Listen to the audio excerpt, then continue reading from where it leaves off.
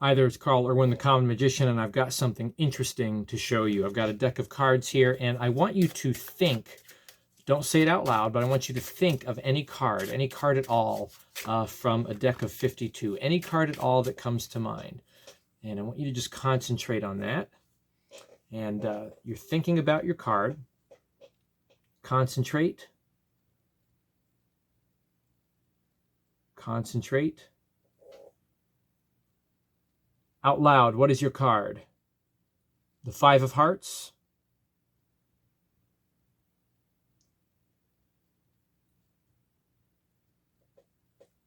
All right, then. That was worth a shot. Okay.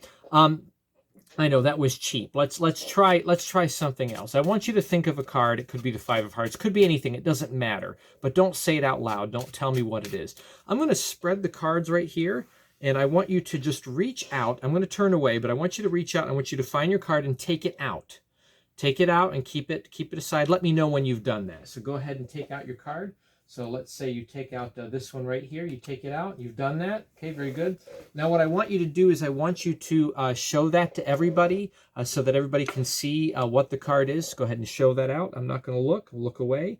So everyone gets that, and then that'll keep us honest here, okay? What I want you to do is I want you to take the deck, and I want you to deal one card at a time right here face down, and I want you to stop anywhere that you're comfortable, somewhere maybe after 1/3 to about half, somewhere in the deck. Find a spot that you're comfortable with. Stop anywhere that you like. So let's say you deal up to maybe this position right here. Go ahead, take your card, drop it on the pile, and then I want you to drop the rest of the cards on top of that, completely losing it inside the deck. So we've lost your card inside the deck. There's no way to know where it's at. I want you to just recall, you took it out of the spread on your own. You put it back in the spread on your own.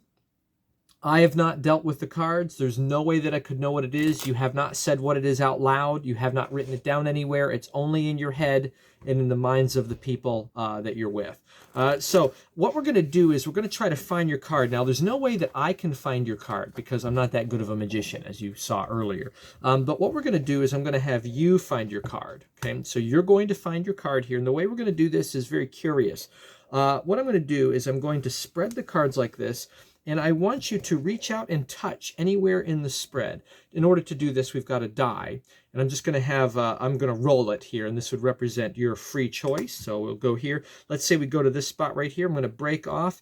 And we'll get rid of all of these cards. Okay, we'll get rid of all these cards right there. Let's try this again. I'm going to shuffle. And then we'll give another spread. And I'll have you reach out and you can touch a spot anywhere that you like, or you can just take some cards away if you wish. So let's say you take away those cards. That's good. And let's try this one more time. We'll do another good spread, and let's go over here. So I'll spread the cards and go ahead, reach out and just take a group of cards away. Any group that you want. Let's say you go with that. And that leaves us just with these three cards right here. So what I want you to do is I want you to reach out and just slide away any two cards that you want. Let's say you slide away these two right there. Very good. Go ahead and push one card back. Push that one back. Very good. That leaves you with one card. One card right there. Very free choices. All of these choices are exactly what you wanted to do. You had complete control over the card you thought of. You had control over where it went, and you had control over what you're left with. I made no decisions in this, and I did not handle the cards in any meaningful way. You did all of the work. So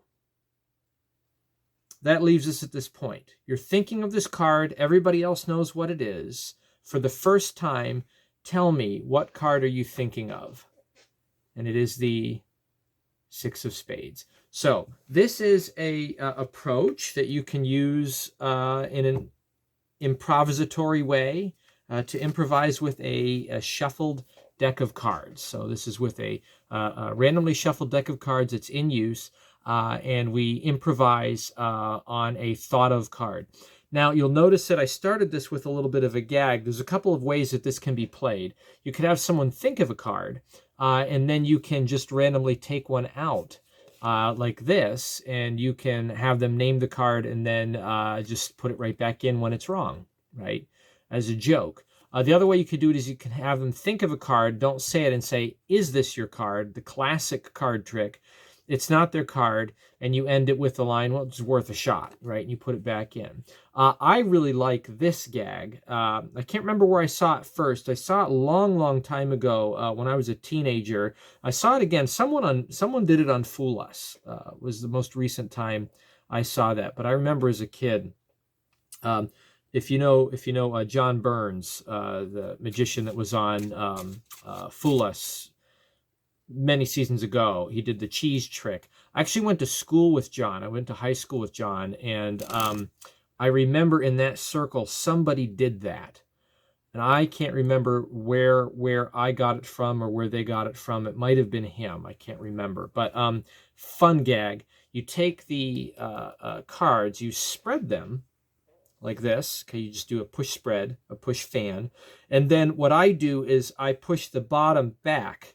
So it just grabs the bottom few cards and pushes them back in. And they can't see this from the side, but you reach up with the free hand and grab the second card from the bottom and press it in towards the front of the spread. And then that leaves this thumb free on the left hand to push up from the center on the bottom card. And from the front, it gives this really humorous kind of picture of a card rising out of the deck, which is like pseudo-magical, right? And then you say, and what card are you thinking of? They call it out. It probably will not be the card. If it is not the card, then you just slide it back down quietly as you stare forward, deadpan, slowly close up the spread. And you can either pretend like the moment never happened, or you can admit failure, right? One or the other. On the other hand, if this is a hit, right? If you're doing this little gag and they call out 4 of diamonds, you take it out and you show 4 of diamonds, and you play it absolutely serious, and you've done something amazing. So again, improvising with a shuffled deck of cards, with thought of cards, it is very useful to take chance opportunities. Play them for comedy, do whatever. You can hide them like we talked about on the earlier videos. You can kind of hide those opportunities in plain sight, have them cut the cards face up this way. That's a opportunity. Show here, it's not here, that's an opportunity.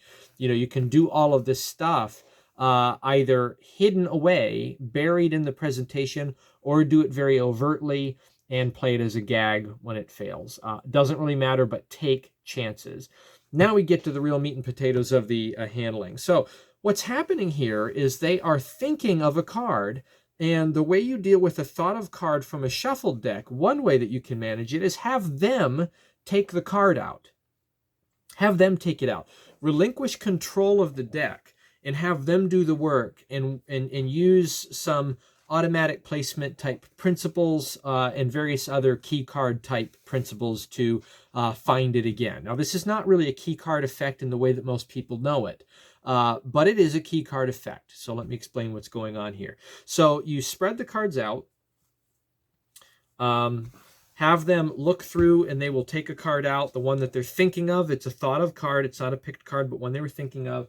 And you give the instruction that let me know when you've done that. They take it out, they say okay, and you just reach out and pick up the spread. You don't want them to do it. You want to get your hands on the cards. This is the most important part right here.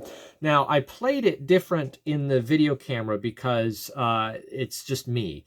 But if someone had this card and they were looking at it and showing it around, I would do this two-handed. I reach down, pick up, create a break about halfway down.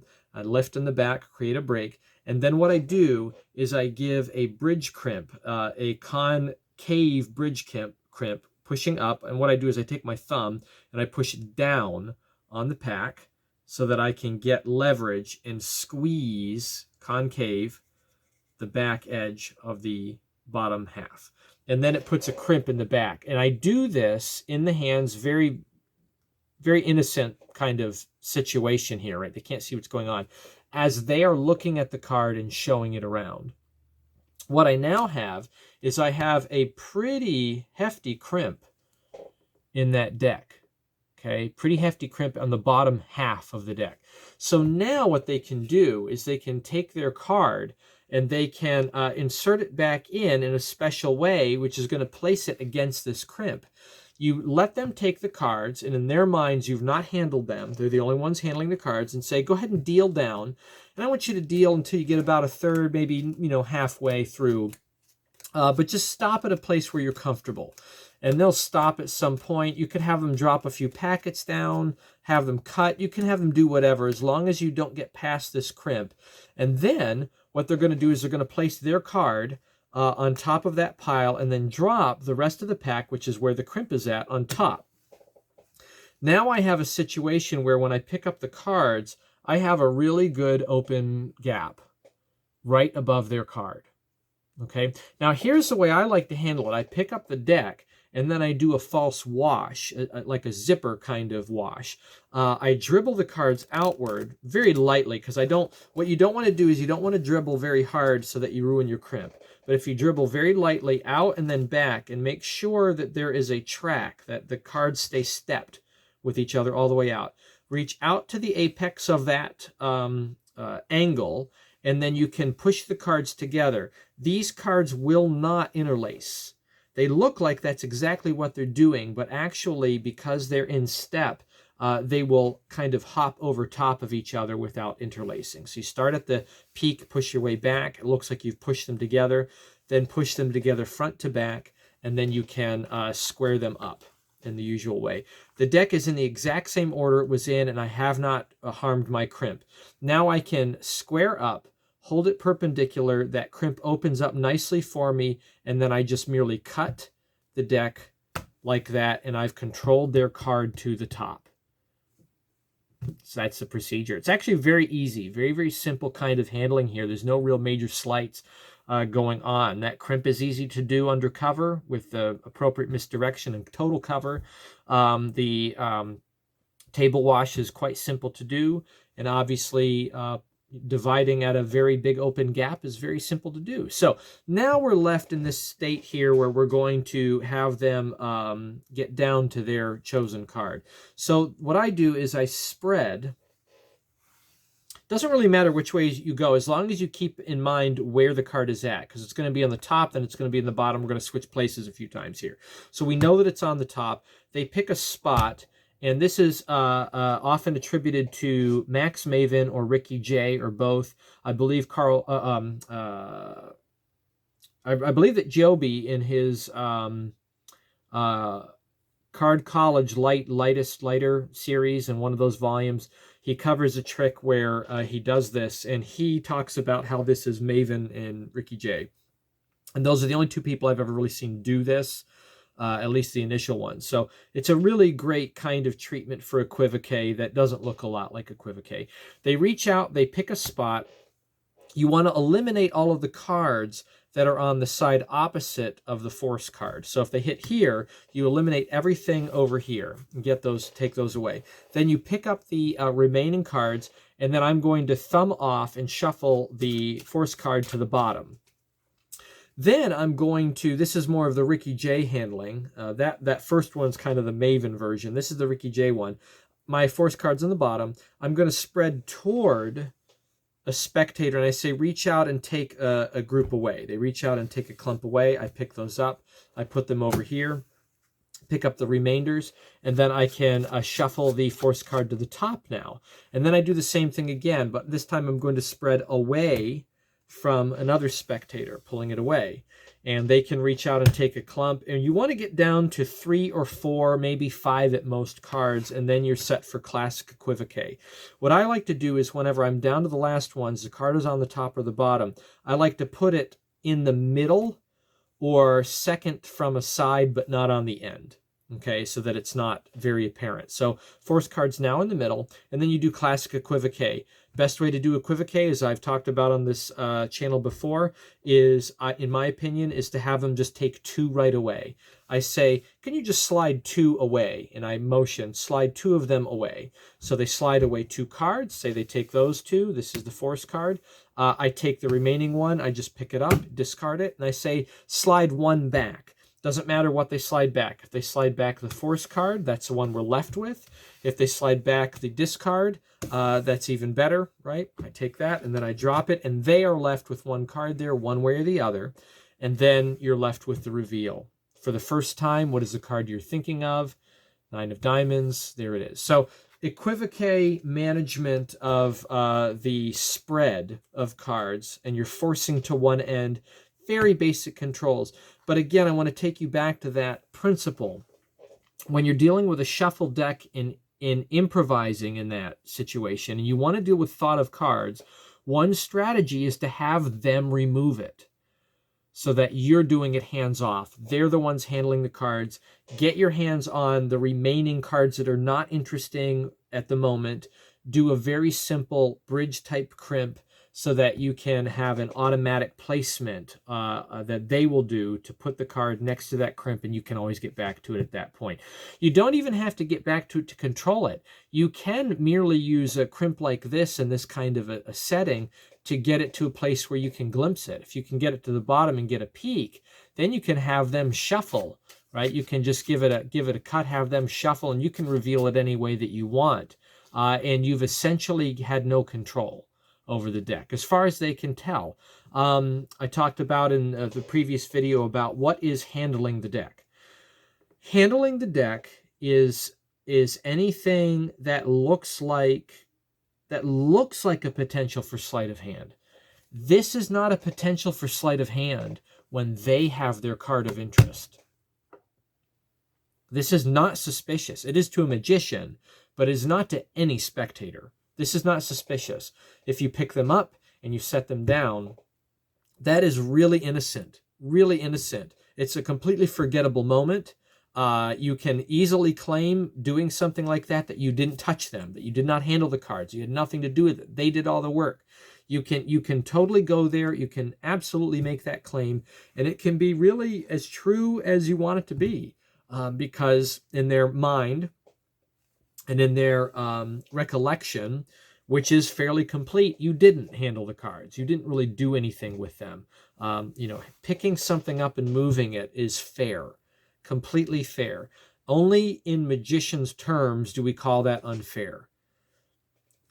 But that's not who we're dealing with. So principles to deal with, again, always when doing improvisation with a shuffle deck, always try to have a layer of chance opportunity.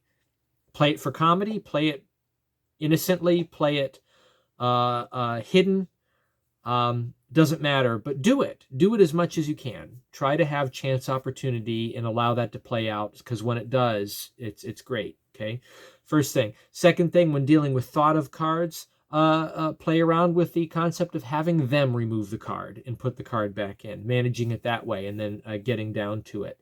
And then the third thing is equivocate as a revelation whenever you're working with cards like this. You have a thought of card and you know the identity. They could have written this down. You could have done a centered tear. You could have done any one of, any kind of mentalist, impression pad or something. You could do any kind of mentalist acquisition of information. You could do a peek on a billet, something like that. But if the information is not known to you, it's not supposed to be known to you, and it's held to them, using a management of equivoque and choice is a fantastic way to do a revelation from a shuffled deck of cards that you are not handling and you're not managing. Very simple controls. It's a great way to go, and it's a great way to improvise, is to use that kind of management for your revelation or your handling of the card of interest. So good luck with that. Happy magicking.